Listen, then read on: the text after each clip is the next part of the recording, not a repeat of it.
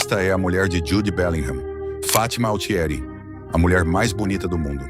Ela partiu corações sem nem precisar tentar.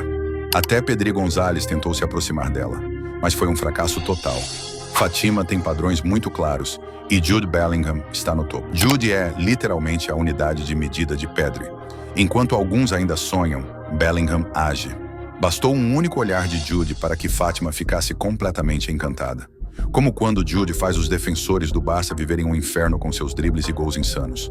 E desde então, é amor total. Eles são jovens, bonitos, poderosos e imparáveis. Um verdadeiro casal de estrelas, como nos filmes. Versão futebol. E você? Se também respeita o casal, escreva Bellingham nos comentários. E nunca se esqueça, no futebol como no amor, é sempre o real que vence.